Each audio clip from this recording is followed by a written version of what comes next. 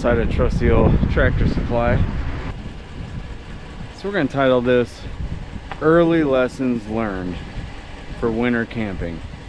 So stick with us as I'm giving away one of the early lessons that we learned. We'll share a couple more. It is early December, so it is early winter, but we have already learned a couple good lessons. So stick around through this video and see what you can learn about winter camping and our early lessons from full-time RVers doing a winter for the first time in the north. Hopefully you'll learn something, whether you're a weekend warrior or you're a full-timer or getting ready to full-time and winter is coming. So hopefully you'll learn something from our mistakes. So first snowfall of the year, we were not prepared. It typically doesn't snow till like deep December, but it's snowing, it's coming down. It was cold last night, but we did all right. So we just pulled into Van Buren State Park here in Ohio. Check out, starting to get some snow sticking. And typically when we're here, they have water at the sites and they do not. So they shut it off in the winter. So I am looking for what potable water location they have turned on, and I haven't found it yet. Campos will be around here shortly, I'm sure. Did I mention it's cold? All right, fill you in on what we got going on. So no water at the park right now. If there is, we couldn't find it, but we're a little bit short on time. Kylo, our big boy puppy, hurt his paw jumping out of the trailer the other day. So we actually got a vet appointment to get him checked out just to make sure there isn't anything that they need to do for him. So we are just dropping with no water. I'm not putting the slides out, nothing. Went up on a couple blocks, but we are going to drop where we're at and take the water bladder and probably stop at a Love's. We'll stop somewhere and we'll fill the bladder up with water, and then we'll fill that and then put that into the camper when we get back. All right, story time / recap. So got to Van Buren, was no water. There's supposed to be a fill station there. That's what it said on the website. I got there, couldn't find a fresh water hookup anywhere. So short on time, so we dropped the rig, headed to the vet appointment. Kylo got checked out, he was all good. Came back, we stopped at a couple Loves. None of their water was on. So there was a couple more truck stops closer to where we're staying. So took Mandy and the dogs back to the camper, dropped them off, took the water bladder up. I was able to find a gas station that had some potable water that I could use. It wasn't like for public, but they said I could use it. So filled up the water bladder, got back to the camper, put that in, stopped the next day to refill the water bladder, and because one water bladder will get us a day or so. But anyway, so stopped by, was filling up the water bladder again and had a blowout. I don't know if you can see that, but yeah. So what I think happened was a different story.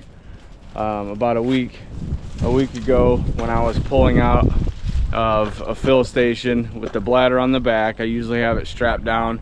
I think I must have turned a little too hard because the water bladder just rolled right off the back of the truck. I didn't know that. I got all the way to the campsite, got out, came around the back, and there's no water bladder. So we didn't have a backup. So we decided that we were going to, short of running out of water, pack up and move a couple days early. So that's what we did. We moved to somewhere that had a water fill station, but went ahead and got another water bladder ordered.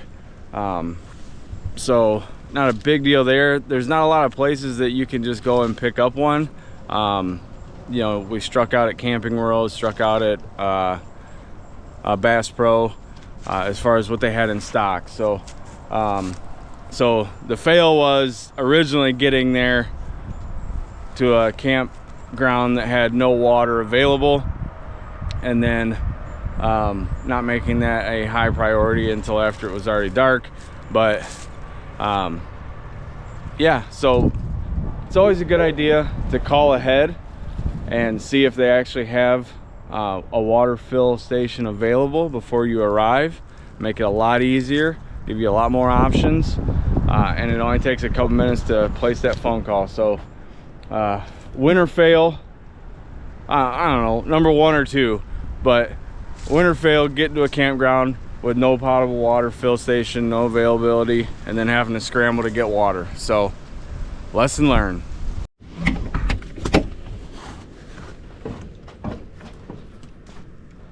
Whew. A little cold out, 17 and snowing. So what do you do when you run out of propane in the middle of the night? Yep, 2 30-pound bottles. Ran out of both of them. So first thing in the morning, you get up, load them up. We got space heaters going, but they're not really keeping up with 17. So and there's a little bit of wind. So heading up to good old Tractor Supply, gonna fill up with propane and get back here and get it plugged in, get them hooked up as soon as possible. So yesterday we ran out of water, had to do that in sub-zero. Today we ran out of propane. So pro tip from not a pro, remember, we're not a pro, this is our first time in cold. We don't know how long these things last, so we're learning. Depends on the temperature, obviously, depends on how long you can keep the electric space heaters. We don't leave the space heaters on when we leave the rig, and we've been gone a lot with the holidays and everything, so we are learning fast that when you run out of one bottle, don't wait till the other bottle's empty, go refill it. So there's my pro tip from an amateur. All right, see ya.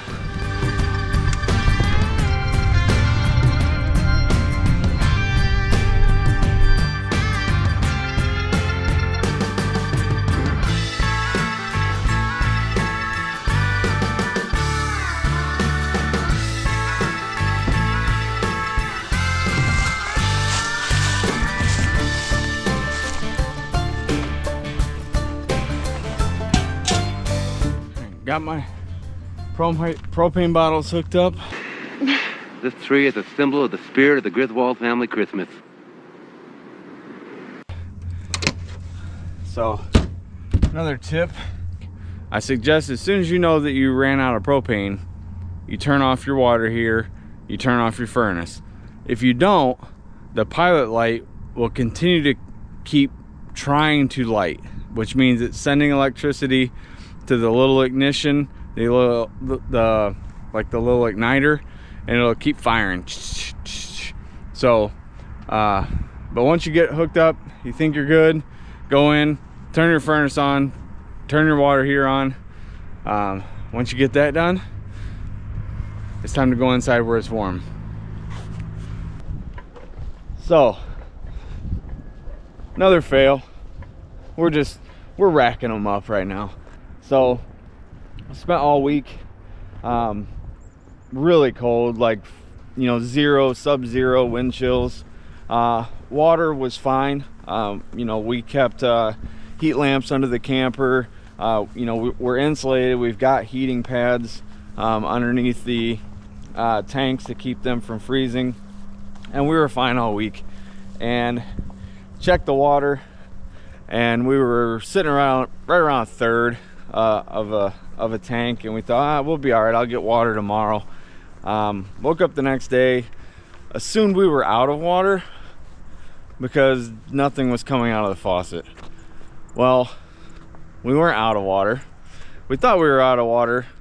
So I got water, put it in the tank, and water pump is on, no water's coming out. Primed the pump, show a little bit of video on that. So tell us again what you're doing there, Levi. We ran out of water. Which isn't abnormal when No, we stay this long usually somewhere shut the with pump off earlier. Yeah. But we ran out of water empty, so pump's dry.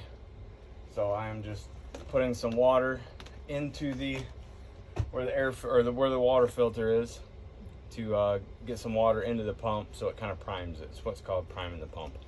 So that's fun alliteration. put water in it. You're smart. Primes the pump. You should teach. Right. Primes the pump, and then when you turn the water pump back on, it should know that it's supposed to start pumping water. Good tips. Here's the best tip. Don't run out of water before your time. You know your limits. But we have a sensor on our water tank, I guess, that has never worked since we bought this rig, and we bought it used, and so it doesn't always indicate, does it? No. So, well, that was fun. Did you see him shut the door on me? Rude. Typically, if we run out of water and we're run completely dry, you need to prime your pump so it's pulling water. So we tried that, still nothing. Come to find out, the bottom of our tank froze. So as the water level went down, it was easier and easier, I believe, for the tank to freeze. So nothing too serious, but we did have what we believe is ice in the bottom of the tank, so we couldn't get any water out. So once we got it thawed, which honestly we just had to wait until the weather warmed up just a little bit. Lesson learned is when it's cold out, we're gonna have to start treating a half a tank of fresh water as empty and refill it, so we keep that water level up, so it's harder for it to freeze, or it's less likely for it to freeze. So yeah, so I think that's all we've got for this video. And a reminder, this is still December. We haven't even got to the worst part of winter yet, so who knows what other kinds of crazy stuff that's gonna happen to us. Thanks for watching, and hope you learned something, and we will keep going with these. Hopefully we don't have anything too serious of fails, but appreciate you watching, and stay tuned for upcoming videos, as I'm sure we're gonna have other things go wrong, and we will do our best to get the camera out and film that, even though that's not the greatest timing. But again, thanks for watching.